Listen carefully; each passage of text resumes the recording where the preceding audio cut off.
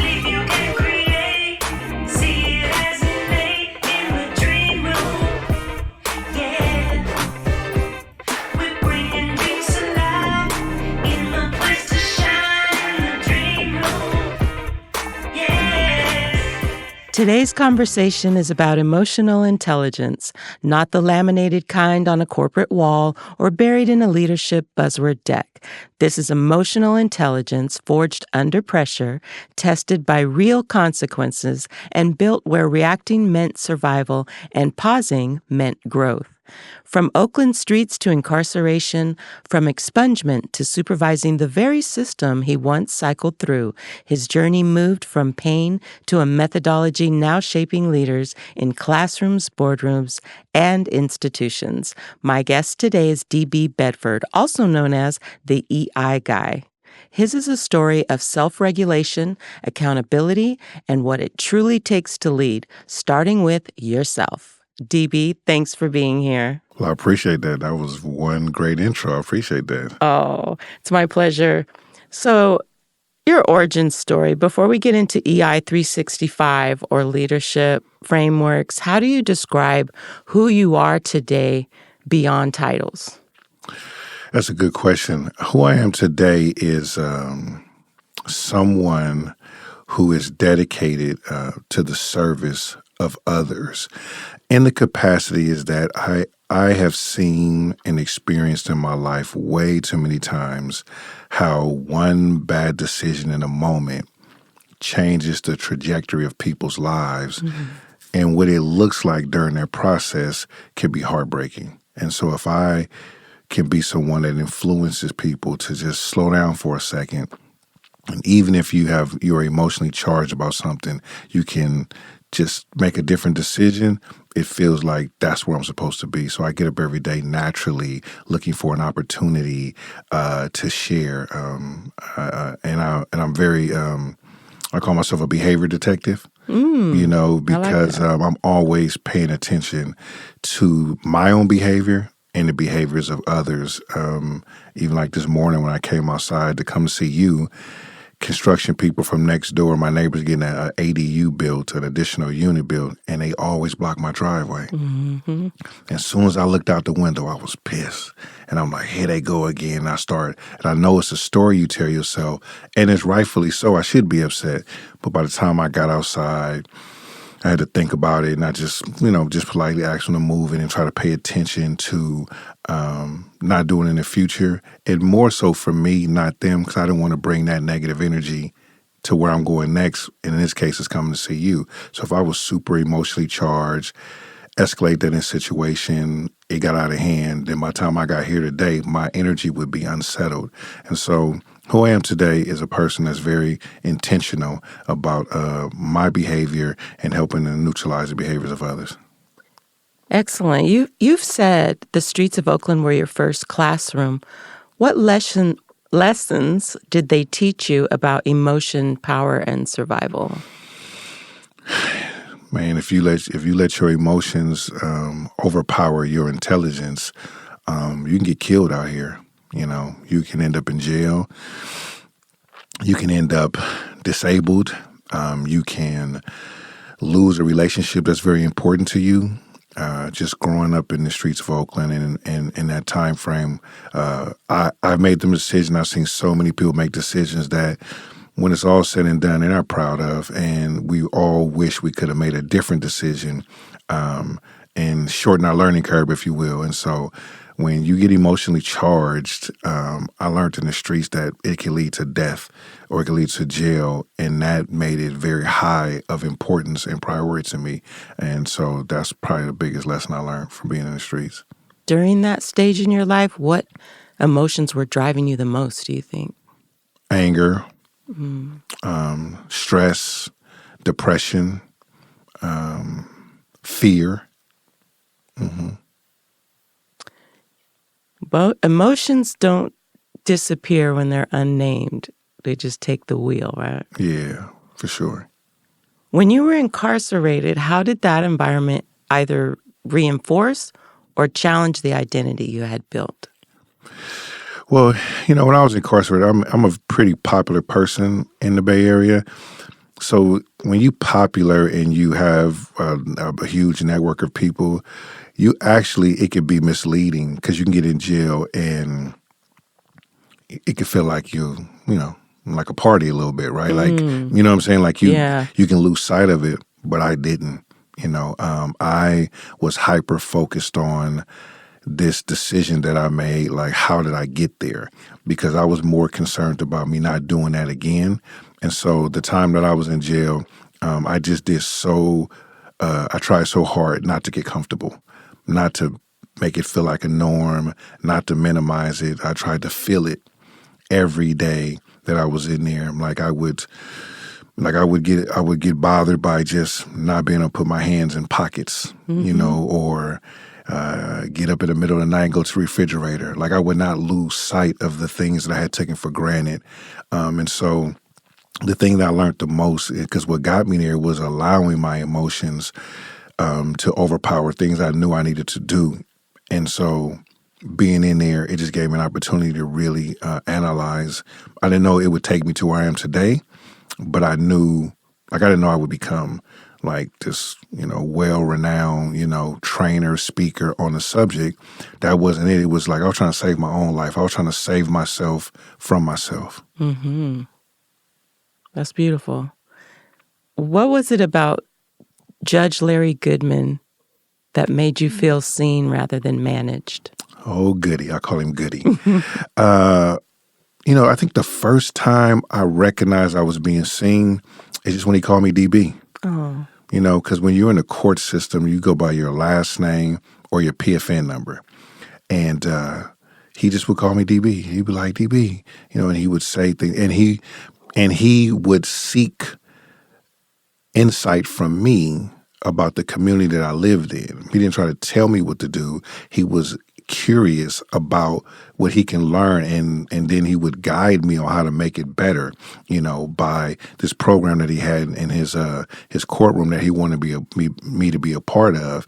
And originally, I thought he was doing it for me, but he wasn't. He was doing it for the people in the program because he knew my level of influence. He could see something in me that I didn't see in myself. I'm not saying he was disregarding, but as we've been friends for now 25, 30 years, what I see is that he's seen that I could reach the audience that he was trying to help.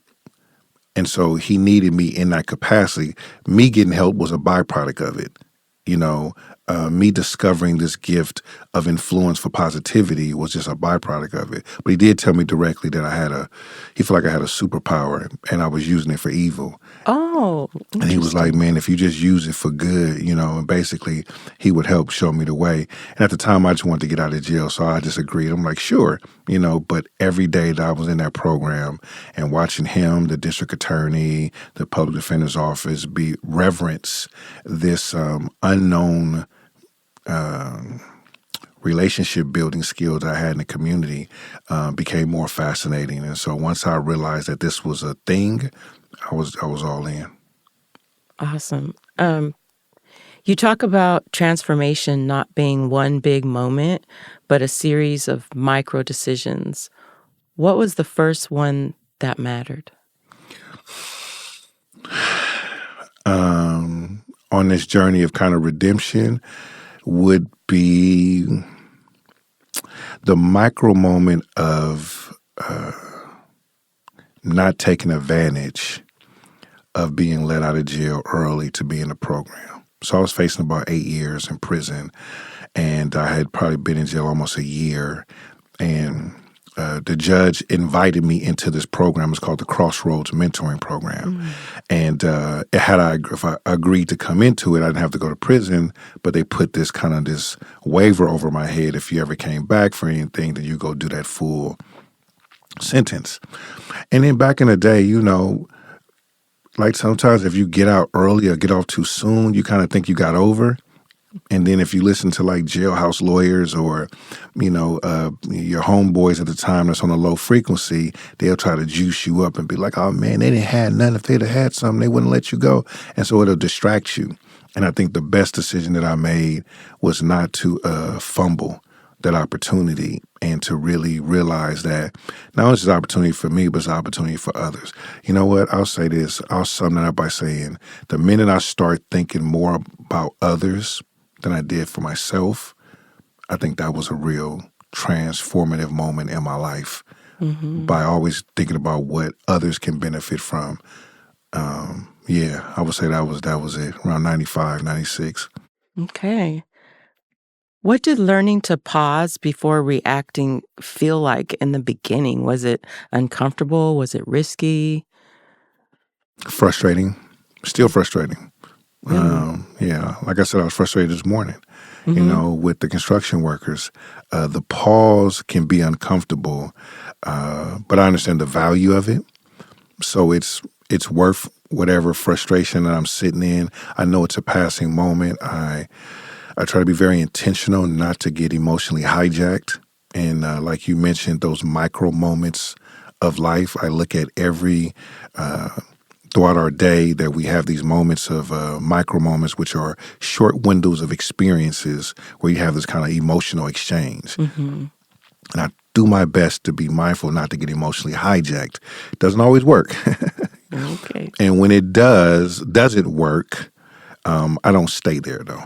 And my signal or my check engine light on myself is if I'm not feeling joy, if I'm not feeling happy, if I'm not feeling calm, ease, then I know I need to reverse engineer whatever that last moment was because I want to pack light. I want to maximize the goodness in every day. And so if I can't see it, if I can't feel it, I know something prior has hijacked it, so I get to work, so I can release myself. When you began naming emotions instead of acting them out, what surprised you the most about yourself? That you probably the amount of clarity that you get when you can identify. Uh, I've learned that you just can't manage, saying what you're not willing to measure. And so you can't measure it if you can't identify it.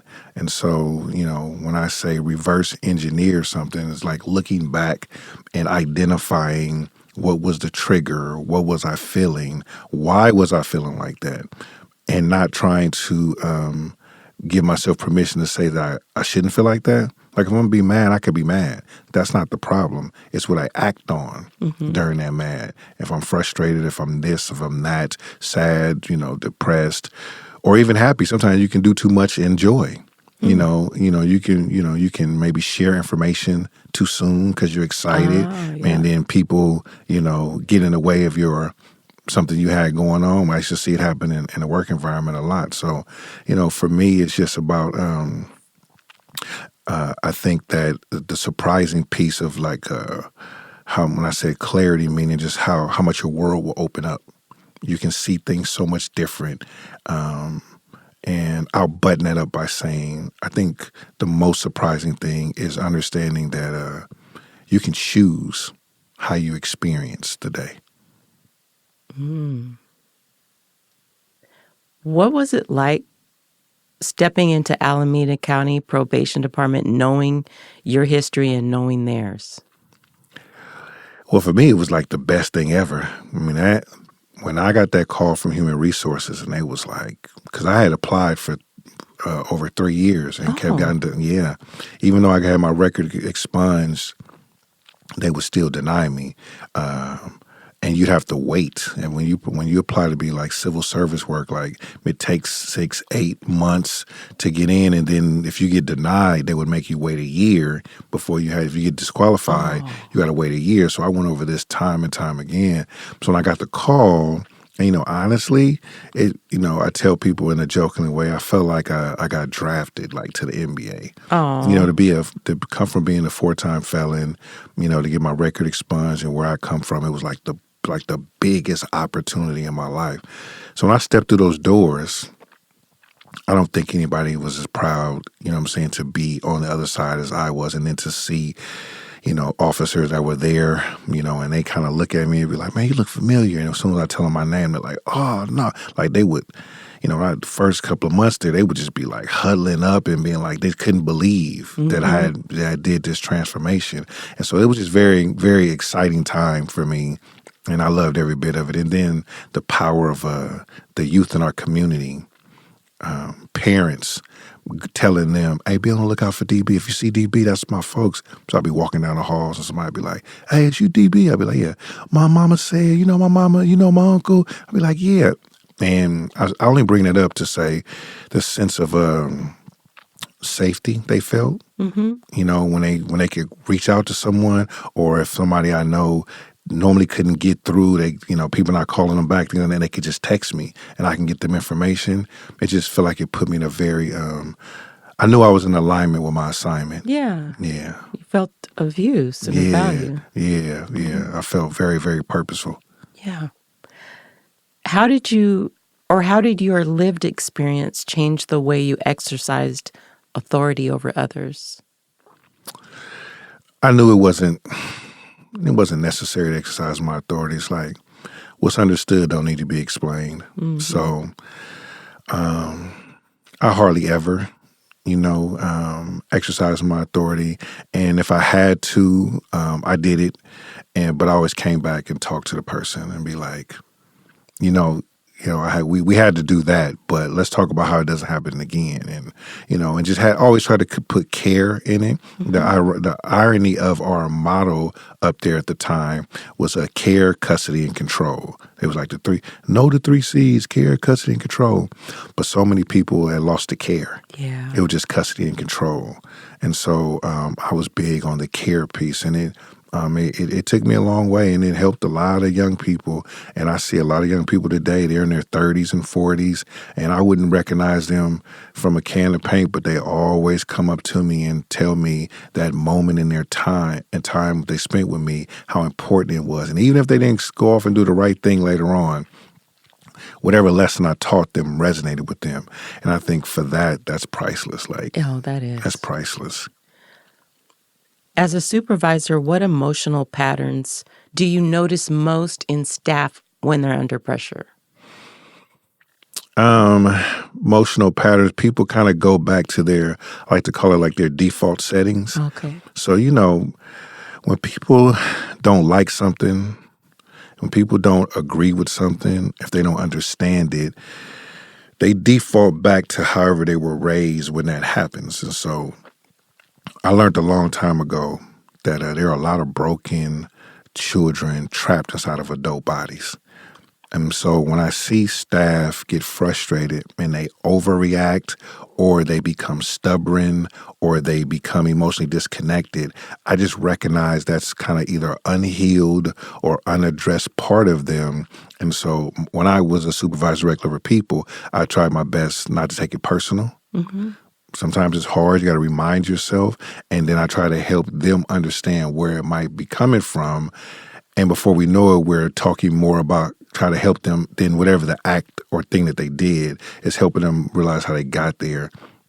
So I think a lot of, in work environments, people don't, it's not a lot of personal development that's done. People do professional development. They do all the trainings, but a lot of times people are showing up with a low level of personal development, and that's why we get some of the results that we get when people are not getting along, or bickering about little stuff, or having negative cloud over the organization that they're working in. That's a lot of a lack of self-awareness on their part. How do you balance compassion and accountability, especially in systems that are often reactive? Each pace is going to be different. I was in a union environment that was very union driven. When I didn't have high ranking authority, it was tougher, which was my motivating to raise my rank. And so by the time I left the department, I was one of the highest ranking managers there, and I was done intentionally so I didn't have to wrestle with the peanut gallery and all that extra noise. But I do think that just one, understanding whatever your policies and your procedures actually are, and not what people say they are. Because a lot of times people who've been there a long time, they'll start trying to tell new people that's not how we do it. We do it like this. But if something goes bad, if you end up in internal affairs, they go back to the policy. If the law is broken, if there's a liability, they go back to what's written. And I've seen so many people be so far away from the fundamentals because the culture itself is like, nah, they say that, but this is what it really is until something happens. So I think that if people just understand the thing they signed up for, don't let nobody else tell you what it is. Know it for yourself.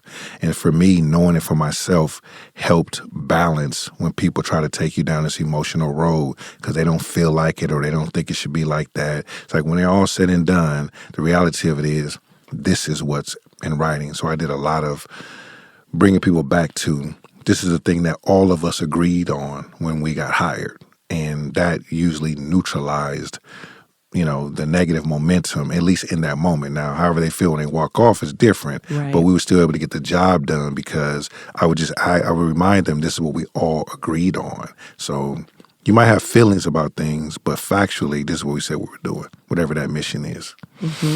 At what point did you realize this work needed a system and not just storytelling?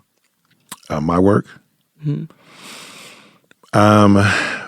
Realizing that there was like no follow-up, that the leaders that would bring me in, one, I had to get out my own way of celebrating how great my training was because I'm an experience-based facilitator. So I would always get this was the best training ever.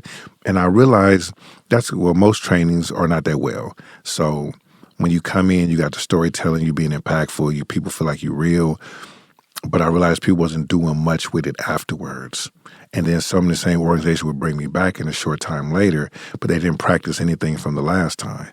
So that made me realize that I need to take a new look at how I was delivering information and what else could I do on my part to be of more support and help try to get people to pay attention to these proven principles.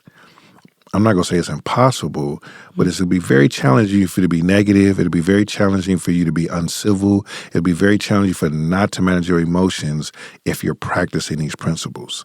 So I became more motivated to find ways to how do I help people implement this in their day-to-day, both on and off the job. Which of the 11 principles do people resist the most, and why do you think that is? I don't know about resist. They don't vocalize that piece of it yet. I haven't had a chance to have enough Feedback? My feedback, they gas me up a lot. You know what I'm saying? Like I got a lot of 5-star reviews, a lot of this. So I haven't gotten to the point where people have, and I ask though, at times I'll be like, please challenge, any one of these. And so I haven't, and I've been doing this for 10 years. I haven't gotten that level of feedback yet. I would like to know because I would like to either validate the principle or consider changing it if I get enough feedback on one. Well, how about I take advantage of my time with you and Let's do it. ask you this one question Come on with it. that I resist, Talk to me. and that is bring yourself to work. Bring your whole self to work. I'm like, this is a trick. Yeah. What am I supposed to do with that? What does that really mean? I don't even think people know what it really means. You know what I'm saying? I think that it just became something that's kind of cliche. Because wherever you are, there you are, right? You whether you want to or not, you've already brought yourself. It's like when people say, leave your emotions at the door, like, well, I'm supposed to pack them up. And like, what does that even mean, right? You and I both been living long enough to know that we wear masks all day, right? And so people are usually trying to lead with how they want to feel like they're representing themselves, but that doesn't mean, the rest of you is not there for the day. And so I think it's just something, I think that's a leadership or an authority figure's way of trying to say, let's minimize the BS by not bringing the things that are troubling you from outside the work into the workplace.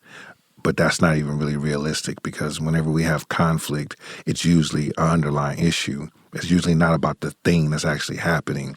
It is, I like to call it emotional stacking. It's like people going through those micro moments and stacking these emotional experiences. I think that's where the phrase, the straw that broke the camel's back, come Yes. from, right? How can a straw break a camel's back? Well, they're saying after all of these straws, after all of this stuff, this is the thing. And so I think what we always end up seeing is a combination of compounded, negative experiences when people kind of lose their way. So that's saying I don't necessarily think it's a helpful thing to say to people.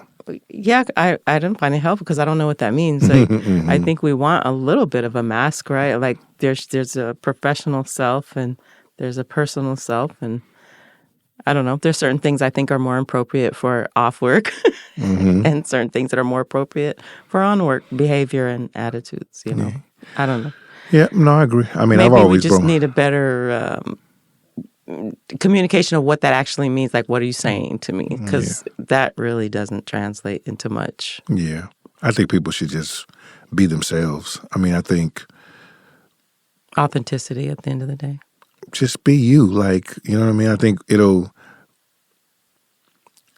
at some point, it has to be frustrating to smother, like what you really want to say, how you really want to be. That's stressful, not to be able to say what I want to say.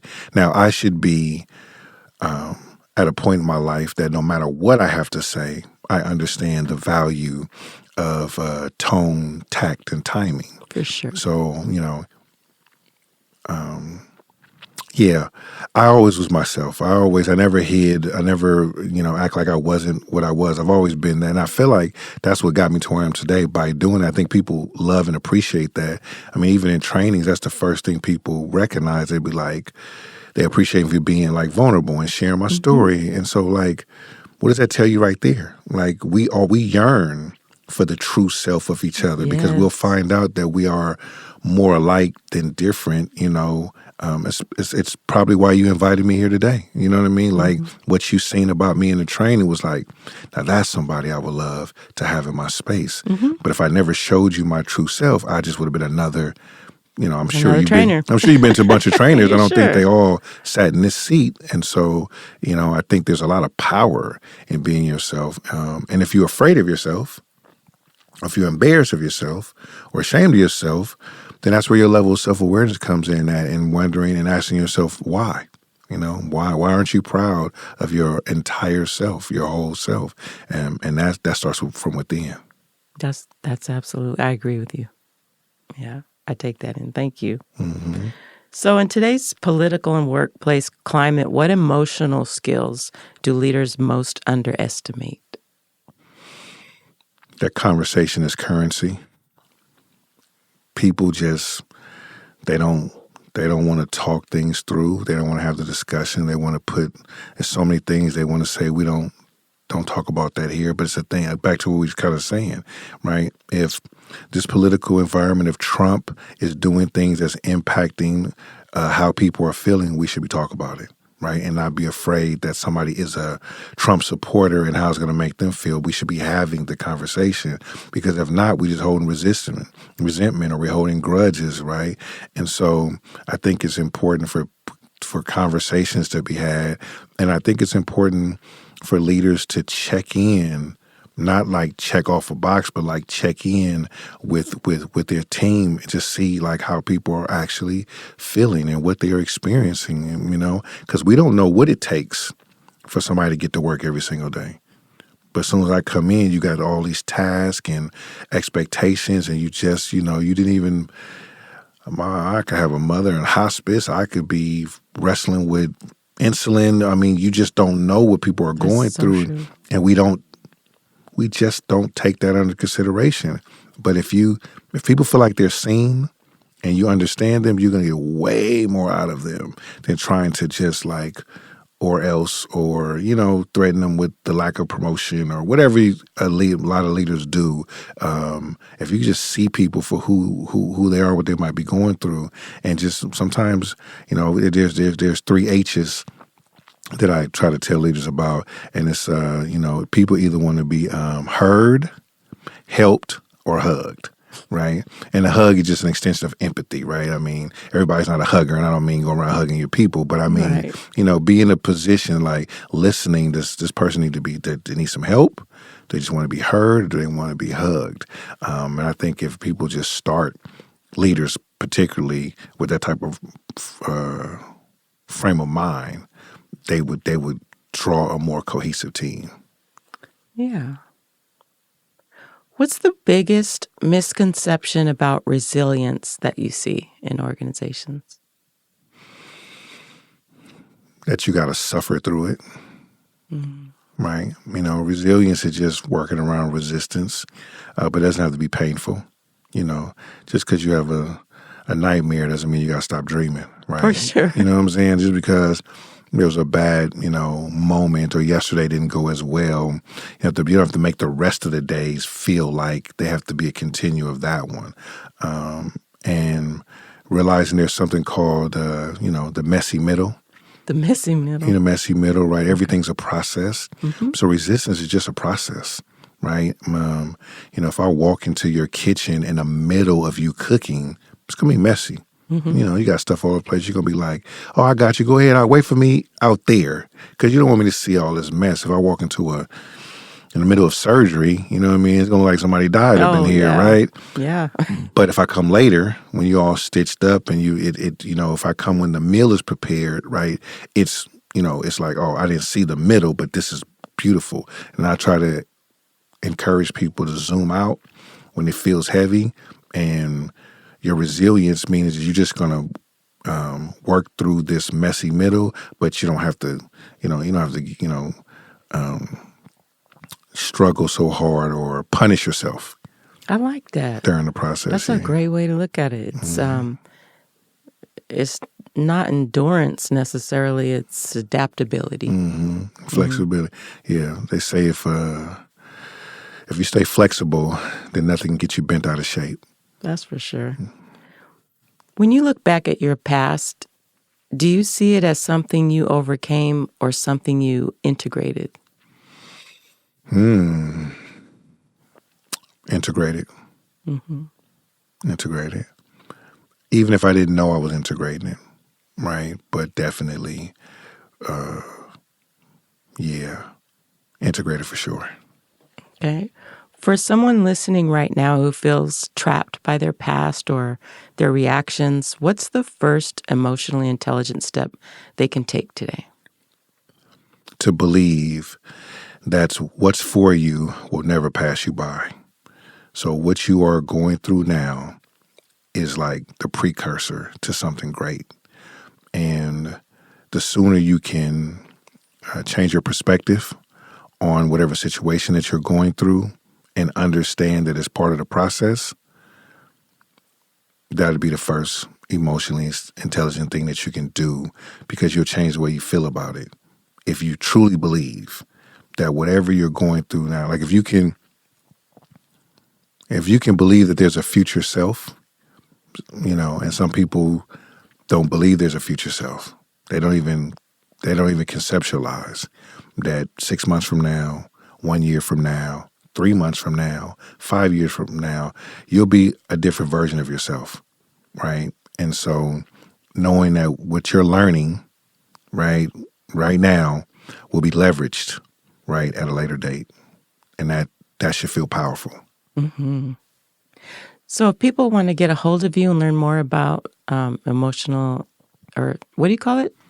So right now it used to be emotional intelligence, but we've advanced it to what we call civility intelligence. Civility intelligence. Where for the last 10 years we were hyper-focused on the emotions, but now we're focused on behavior. But the best way to reach me, if you're a social media person, DB, the EI guy, will pop up if you Google it. But I'm on Instagram, LinkedIn, TikTok, Facebook. Our website, though, is www.eiconduct.com. But I'm pretty searchable on Google. But civility intelligence is really behavior observation, temperament theory, and what we call the EI code of conduct, which is those 11 self-operating principles that you mentioned earlier.